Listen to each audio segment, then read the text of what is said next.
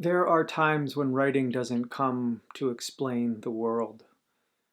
It comes to keep us from disappearing inside of it. And I feel like at this moment in history, we're in one of those times when the weight of what we are living through feels too heavy for language. It feels too much to sit down with everything and maybe to work on your stories or your poems. Maybe that feels frivolous to you. Maybe it feels too heavy. And then I think that it is so important that we continue to come to the page, that we continue to find ways to express ourselves in some way, to express what it is that we're living through. And this can be from the most private experience of it to the more public displays. We can turn to, I think, older ways of knowing, of writing, of processing, and that is maybe writing is song. Writing is just the breath of our emotions. Writing is rhythm, and writing as testimony. In moments like these, writing does not need to be polished. It doesn't have to be an argument. It doesn't have to resolve anything. But because it can feel alive, or because it is alive, it is so vital to us. It can be a way of shaping our,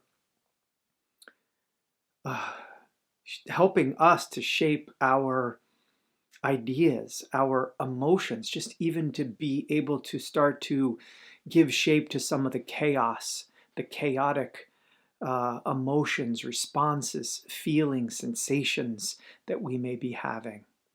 So today I want to talk about writing as a way of witnessing and how, like singing, it can really help us stay afloat. So I hope you will watch this whole video. Towards the end, I will give a writing prompt. If you're struggling to get to the page, I'll have a few suggestions to help you perhaps break the silence of the page. This is devotion to writing, and what this channel is about is helping you cultivate a daily writing practice that helps you to move from block to creative awakening to creative empowerment. It helps you, I hope, will encourage you to move from the fear and doubt you have about writing into flow. We are not writing here to impress or to perform or to even think about publication, although publication may come. But what I want to stress in all of these videos is that writing is first and foremost a way to stay present, awake, and in relationship with the dynamic and powerful creative energy you are.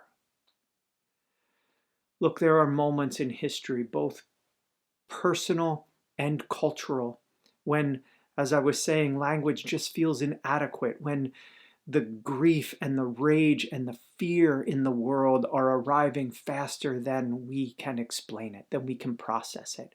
Many of us are living inside such a moment right now.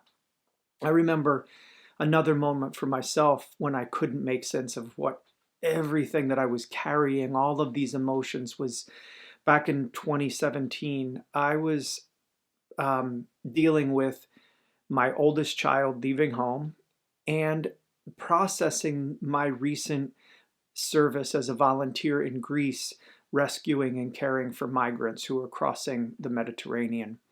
And the tenderness of the one loss and the enormity of the other collided inside of me. And I felt underwater.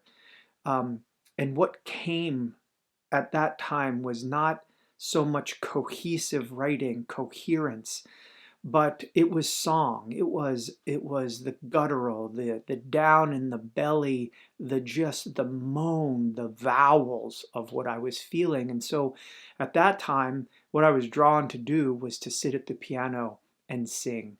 And I didn't even know what I was singing, say lyrics. It's not like I was singing lyrics. I was just intoning out of my body what I was feeling. Again, not that I knew what I was feeling either, but because I didn't know what I was feeling, I just gave birth to sounds that these eventually became words, and those words became songs. They became poems. It's just that at the moment, the emotions were so large and so tangled that I could not name them. They felt like anchors tied to my ankles, and they were pulling me under. Singing at that moment for me, like writing, it didn't make the journey easier. It didn't make my struggle any easier or my process, but it made it possible. It kept me afloat.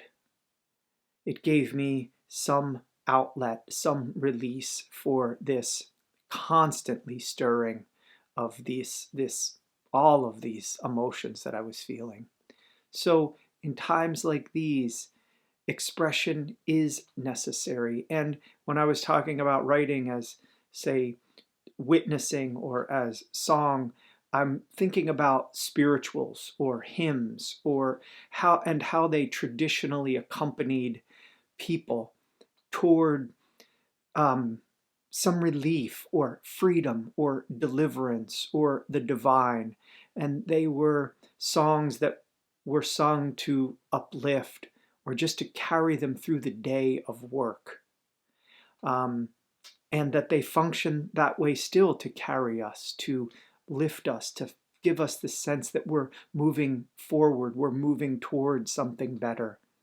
So that's one thing I think we could relate our own writing to, in a way, to song. Like perhaps we can just write to carry ourselves forward a little bit, to give us some brief deliverance from the weight of what we're going through. And again, when I'm talking about what is happening, I mean in the world in general, but also these could be very private, what is happening in your own life.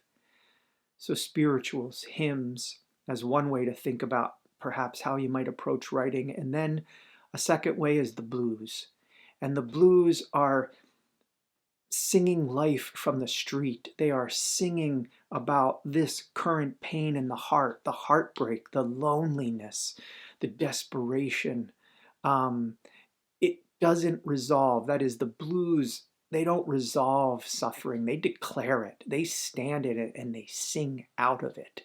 They sing against the injustice. They sing against the hardship. They sing against the sadness, the grief, the loneliness. And they say, I am still here. I am still breathing, and I am still awake. And this kind of singing, this bluesy way, is testimony. And it is so powerful, a declaration that we are here. This is how it is, it says. This is how it feels. I'm still standing. And we can write from this too, as this declarative, this testimony to this time. This is what's happening now. This is how I'm feeling. And I'm here, and I'm writing, and I'm standing, and I'm singing in spite of it. Singing in this way is the refusal to go silent, the refusal to disappear, to be swallowed by despair. Some songs, as I had mentioned, like spirituals and hymns, they are sung because the journey is over, or the hope is in the future. But others, like the blues, are sung so the journey can continue. And when we're writing as witness and writing as testimony, writing and singing from this place, this belongs to this second kind of writing, this song that is sung so that we can continue our journey. We are in journey, we are in process. And to think about writing as the song that is singing this process, singing our way forward into what is happening, as it is happening. That is testifying to what is. And for us, for you in this moment, it is vital. The private moments that you relate to the page are important. They are important because they too are reverberating, they're reflections of what is happening in the totality. So just, you might think, and I know I have this, like, well, who cares, or why should I even care about my little corner of the world, and this might feel like it's falling apart for me, or I'm struggling in this way. But we are all connected, and it is your private matters, your private suffering and struggling. I mean, what is in you struggling is so important to the entirety of what is happening. So don't use that. I have found that that is just another form of resistance that comes up in the writing process, in the creative process, that voice that says, oh, this is so personal to you. This doesn't really matter. This is private. Who's going to care about this? There are much larger things going on. There are very large things going on, but we are all connected. It is important. Your private utterance, your private voice, how you're responding to what is happening, both on the personal level and the larger cultural, societal level, they are all relevant and all important. So don't do that to yourself. If you do, don't say that because it's only happening to me, this is my own personal thing, it's not important. It is relevant. So I want to share one quote with you, and then we'll get to our writing prompt. And this is, the quote says, I didn't write for fame. And this is from the Urdu writer Sadat Hassan Manto. He says, I didn't write for fame. I write because silence is violence. I write because silence is violence. So today, I encourage you to speak, to write what is restless, what is angry, what is joyous, what is grieving in you. What is in you? Just today. That is enough to testify to this, to testify that you're struggling today, that you have seen the news, that it snowed, that the sun is out. All of these things are vital. Now, in my last video, I want to get to this writing prompt. In my last video, I introduced a new segment to all my devotion to writing videos. At least for the next several weeks, I'm going to carry this segment. It's called Bring Up a Stone, and it's really an allusion and an honoring of my grandmother, who at the age of 80 wanted to build a stone wall, and given her age and her physical condition, what she could manage was to go down the hill and carry up one stone a day. And she did that for over 2 years. She'd bring up one stone a day and put it on the wall, and she built an entire stone wall that way. And so, again, in honor of her, I want to suggest that we think of our writing as our labor, as bringing up one stone a day and placing this on the page. Your labor, your presence is a form of prayer. Your writing is witnessing. Bring up to the page today one stone. That is enough in the face of what you're living through, what we are living through. This is a powerful gesture. So, if you are struggling to find words, and if you are struggling to give voice to what is going on in you, to what is going on around you, around the world, here are a few suggestions for writing. Of course, you can just write anything, but if you want a prompt, here are a few. The first, this is what I can't make sense of. So write an answer to that. Write simply to describe what is happening, what you're seeing, what you're noticing, what you can't make sense of. It can be raw. It is raw because our pain, our hurt, our wound, our grief, our struggle, even our joy is raw. The second one, what I am carrying today is, and describe the weight and the smell and the texture of it. Like I said, if I were to had written this in 2017, I wouldn't have been able to tell you how I felt, but I could tell you that it felt like an anchor tied to my feet, and it was pulling me under. I could describe the sense of feeling like I was in an ocean and that I was sinking, right? So these things, these ways of describing are very important things to testify to. And the third, I sing because. I sing because.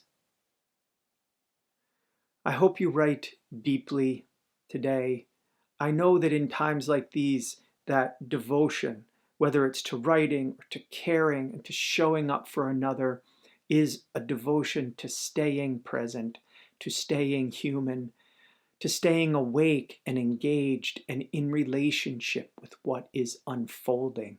Writing keeps us in relationship with what is unfolding inside of us and outside of us. I hope you got something out of this video. I hope it helps you write.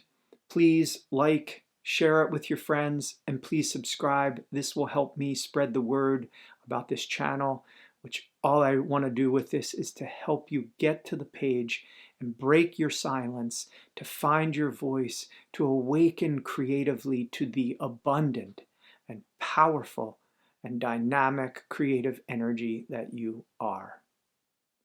And if you want to share with me anything that you've written to these prompts or any other, I would love to see it. I'm always happy to read your writing. You can put it in your comments. You can send me a message. You can email me through devotiontowriting.com.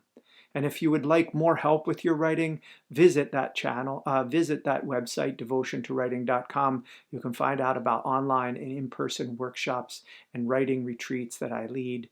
I hope you write deeply, as I mentioned. I hope you write deeply today. I know that if you do write, you will write beautifully, because beautiful is what you are. Blessings.